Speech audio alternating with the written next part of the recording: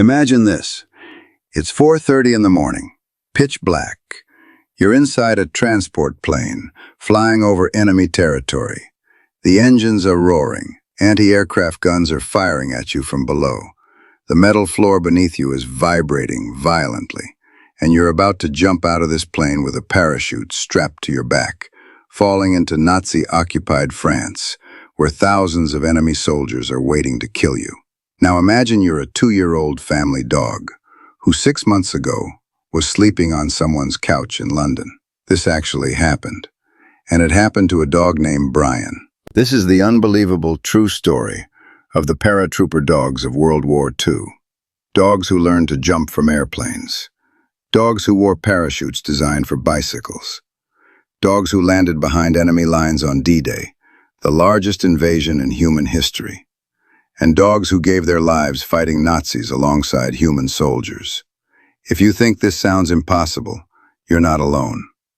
But every single word you're about to hear is documented military history. Let's dive in. If you love discovering the most insane true stories from history, stories so wild they sound made up but actually happened, hit that subscribe button right now, because I'm bringing you more of these unbelievable tales every single week. Trust me, you won't want to miss what's coming next. Now, let's talk about how dogs became paratroopers. London, England. Early 1943. World War II had been raging for almost 4 years. If you don't know much about World War II, here's what you need to know. Nazi Germany, led by Adolf Hitler, had invaded and conquered most of Europe. Millions of people were dying. Cities were being bombed into rubble. And Britain was fighting desperately alongside other countries, called the Allies, to stop Hitler and win the war. By 1943, Britain knew they had to invade Nazi-occupied Europe. They had to land soldiers on beaches in France, fight their way through, and eventually defeat Germany. But there was a massive problem. Nazi soldiers were everywhere. They had machine guns, landmines, hidden snipers, and fortified positions. British soldiers would be walking into a meat grinder. So, British military commanders started thinking, how do we give our soldiers every possible advantage? How do we detect hidden enemy positions before our men walk into ambushes? How do we find landmines buried in the ground before they explode and kill our troops? The answer came from an unlikely place: dogs. German Shepherd dogs had already proven incredibly valuable in World War I. They could smell things humans couldn't. They could hear enemies approaching from hundreds of yards away. They were loyal, brave, and trainable. But here's what made British commanders think even bigger. What if we could drop dogs behind enemy lines using parachutes? What if dogs could jump from planes just like human paratroopers and help soldiers the moment they landed in enemy territory? It sounded absolutely insane. Dogs jumping out of airplanes? With parachutes? Landing in combat zones? Most military officers thought it was ridiculous, but one man believed it could work. His name was Lance Corporal Ken Bailey. Bailey was assigned to run something called the War Dog Training School in Hertfordshire, England. His job was to train dogs for military missions. And when his superiors asked if it was possible to train dogs to parachute from planes, Bailey said yes. But first he needed the right dogs. In 1941, the British government made radio appeals asking families across Britain to loan their pet dogs to the war effort. Let me repeat that. Loan their pet dogs. Families who loved their dogs were asked to temporarily give them to the military to help win the war. Thousands of families responded.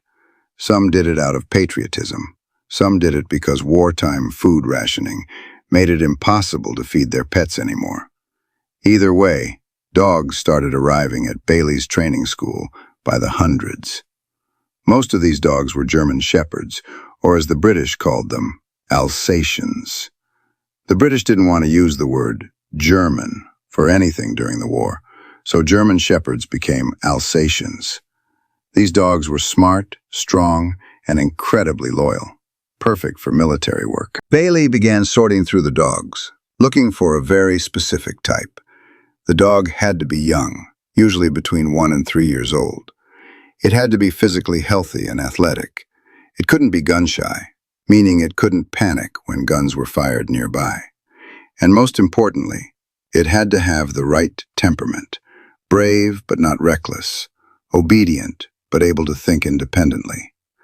Out of hundreds of dogs, Bailey selected just a handful for the Paratrooper program.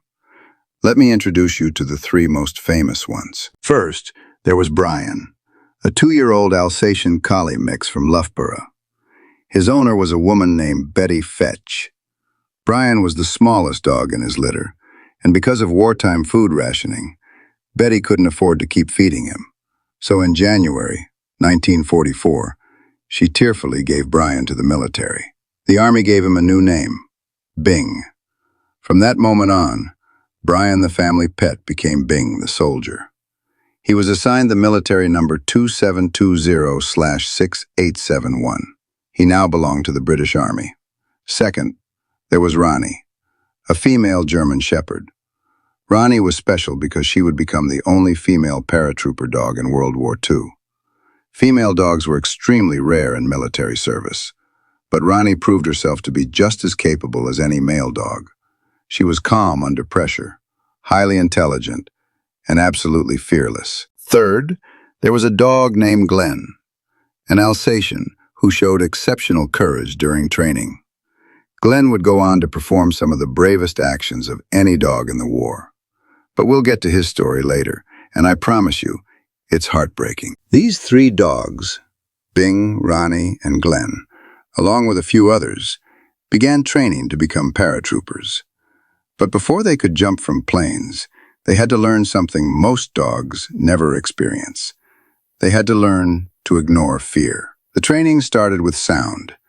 Bailey and his team would make the dogs sit inside transport planes for hours while the engines were running at full power. The noise was deafening. The vibrations were intense. Many dogs panicked at first, trying to run away or hide. But slowly, over days and weeks, they got used to it. They learned that the loud noise wouldn't hurt them. This was critical because on a real combat jump, there would be even worse sounds: machine guns firing, explosions, men shouting. The dogs had to stay calm no matter what. Next came scent training. The dogs were taught to identify the smell of explosives and gunpowder. Trainers would bury small amounts of explosive materials in fields, and the dogs had to find them using only their noses. When a dog found an explosive, it was trained to freeze in place and point its nose toward the spot, just like a hunting dog points at game birds. This skill would save countless human lives by detecting hidden landmines and booby traps. The dogs also learned battlefield scenarios. What should they do if their handler was captured by the enemy? They were trained to run back to friendly forces and lead rescuers to their handler's location. What should they do if they encountered enemy soldiers? They learned to freeze, stay silent, and alert their handler without making noise. How should they behave during firefights? They were trained to stay low, move quickly, and never panic. These dogs were being turned into elite soldiers. After 2 months of ground training, it was time for the most dangerous part: parachute training. This had never been done before in military history. No one knew if it would even work. Bailey and his team came up with a system. They used parachutes that were originally designed to drop bicycles from planes.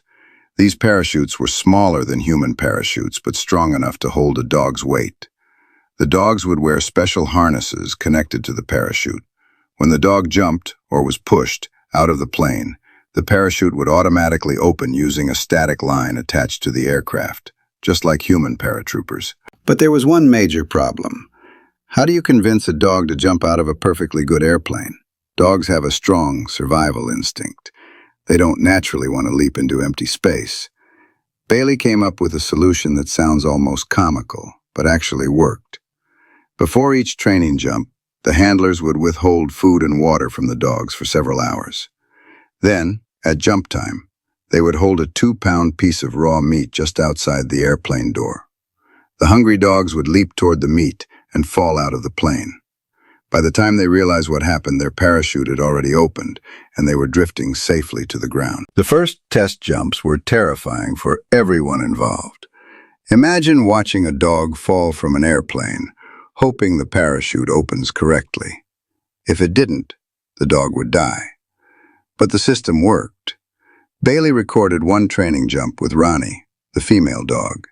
He wrote, "After my chute opened, I turned to face the line of flight. The dog was 30 yards away and slightly above me.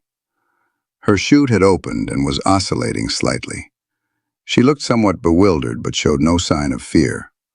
I called out to her, and she immediately turned in my direction and wagged her tail vigorously. She touched down 80 feet before I landed. Can you imagine that? A dog floating through the sky with a parachute, looking confused but wagging her tail when she hears her handler's voice. That image alone is incredible." After weeks of training, the dogs were ready. They had learned to ignore explosions. They could detect landmines. They could parachute from planes. And in June 1944, they would face their ultimate test, D-Day.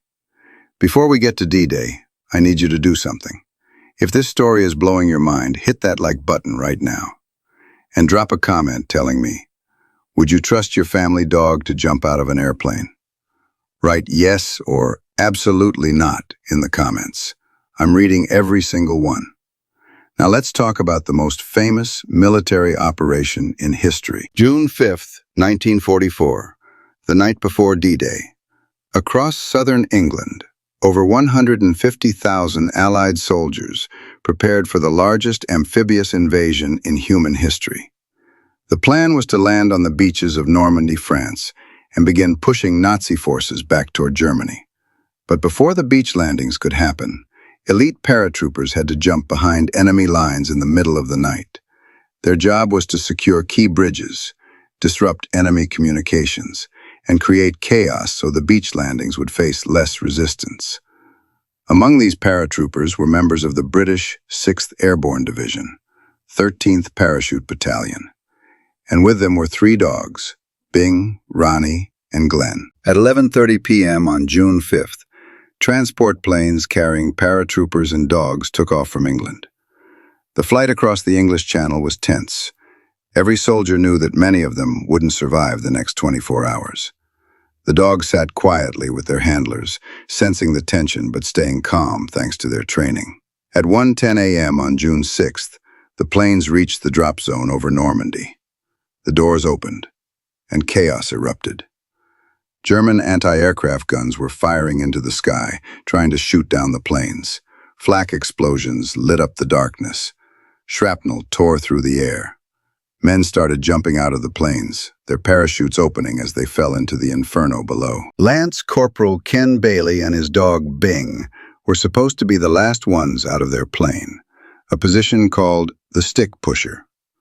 But when the door opened and Bailey prepared to jump, something went wrong.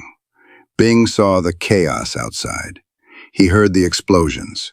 He saw the fire and smoke, and for the first time in his training, he froze. He refused to jump. Bailey was already halfway out the door when he realized Bing wasn't following. He shouted commands, but Bing wouldn't move.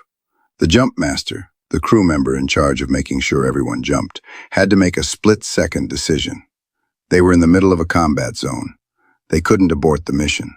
So the jump master did the only thing he could do. He unplugged his radio equipment, walked over to Bing, picked up the terrified dog, cradled him in his arms, and threw him out of the airplane, into the flak-filled sky over Normandy. Bing's parachute deployed automatically. He floated down through the darkness, anti-aircraft fire exploding all around him. He couldn't understand what was happening.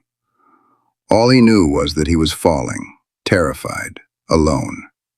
His parachute drifted toward a tree. He crashed into the branches and got tangled. For 2 hours, Bing hung in that tree, whimpering, bleeding from small cuts on his face caused by shrapnel or tree branches. He had no idea where his handler was. He had no idea if he would survive. Then finally, British paratroopers found him. They cut him down from the tree. bandaged his wounds, and reunited him with Bailey. Bing had survived D-Day, barely. Ranee, the female dog, had a similar experience. Her jump went more smoothly than Bing's, but she still landed in enemy territory, surrounded by danger. She immediately went to work, using her nose to detect German soldiers hiding in hedgerows and farm buildings. Every time she detected an enemy position, she would freeze and point, giving British paratroopers advance warning. This early warning system saved lives. Soldiers knew where the enemy was before walking into ambushes. But Glenn's story is different, and this is where the story gets heartbreaking. Glenn jumped into Normandy with his handler, a soldier named Emile Cortet. They landed safely and began their mission. For hours, Glenn worked alongside Cortet, detecting enemy positions and helping the unit advance through the French countryside. Then, during a firefight with German forces, something terrible happened. Glenn and Cortet were caught in heavy machine gun fire. Cortet was hit and went down. Glenn, loyal to the end, refused to leave his handler's side. He stayed next to Cortet, even as bullets tore through the air around them. Both of them were killed. Glenn died doing what he was trained to do, staying with his handler no matter what. After the battle, British soldiers found their bodies. They buried Emile Cortet and Glenn together in the Commonwealth War Graves Cemetery at Ranville, France. To this day, you can visit that cemetery and see Glenn's name on the grave. A dog who jumped out of an airplane on D-Day and died fighting Nazis. Think about that. A family pet turned war hero, buried with full military honors alongside human soldiers. That's the kind of courage these dogs had. Bing and Ranee survived D-Day and continued fighting across Europe for months. Bing participated in another major parachute operation in March 1945, called Operation Varsity, where Allied forces jumped across the Rhine River into Germany itself. Once again, Bing jumped from a plane into enemy fire. Once again, he survived. He spent 18 months in combat zones, detecting mines, finding enemy soldiers, and helping British paratroopers stay alive. When the war finally ended in May 1945, Bing was sent back to England. And here's the beautiful part of his story. The Army reunited him with his original owner, Betty Fetch. Brian, the family pet, came home. He had left as a scared, skinny dog during wartime rationing. He came back as a decorated war hero. In 1947, 2 years after the war ended, Bing received the Dickin Medal. This is the highest award any animal can receive for military valor. It's basically the Victoria Cross for animals. The medal was presented by Air Chief Marshal Sir Frederick Bowhill in a formal ceremony. Bing was recognized for his conspicuous gallantry and devotion to duty during the war. When Bing died in 1955, at the age of 13, he was buried in a special cemetery of honor for animals, northeast of London. His grave is still there today. And there's even a life-size replica statue of Bing at the Parachute Regiment and Airborne Forces Museum in Duxford, England. People can visit and see exactly what this brave dog looked like. So, what did these paratrooper dogs actually accomplish? Why did the military go through all the effort of training dogs to jump from planes? The answer is simple. They saved lives. On D-Day and in the battles that followed, these dogs detected landmines that would have killed soldiers. They found hidden enemy positions before Allied troops walked into ambushes. They carried messages between units when radios failed. They provided early warning when enemy soldiers were approaching. Military historians estimate that the paratrooper dogs of D-Day contributed to saving hundreds of Allied lives, maybe more. Every landmine detected was a soldier who didn't step on it. Every hidden enemy position found was an ambush avoided. Every warning given was a life saved. But beyond the tactical advantages, these dogs did something else. They gave soldiers hope. Imagine being a young soldier, terrified, far from home, surrounded by death and destruction. And then you see a dog wagging its tail, doing its job, staying loyal no matter how dangerous things get. That does something to a human heart. It reminds you why you're fighting. It reminds you of home. It reminds you that courage isn't about being fearless. It's about being terrified and doing your duty anyway. These dogs embodied that. They were scared. They didn't understand war, but they stayed loyal to their handlers and did their jobs anyway. The legacy of the paratrooper dogs continues today. Modern military forces around the world still use parachuting dogs for special operations. Navy SEALs in the United States sometimes jump into combat zones with dogs strapped to their chests. British SAS forces in Afghanistan use dogs with parachutes and even fitted them with video cameras to search buildings for enemies. The techniques pioneered by Ken Bailey and those first paratrooper dogs in World War II are still being used 80 years later. But there's something different between modern military dogs and the dogs of World War II. Today's military dogs are bred and trained from birth for combat. They never have normal lives as pets. The dogs of World War II were different. They were family pets. They slept on couches. They played with children. They lived normal, peaceful lives. And then war came, and they were asked to become soldiers. They didn't choose it. They didn't understand it. But they did it anyway. Think about Bing, 2 years old, smallest in his litter, probably a little spoiled by Betty Fetch.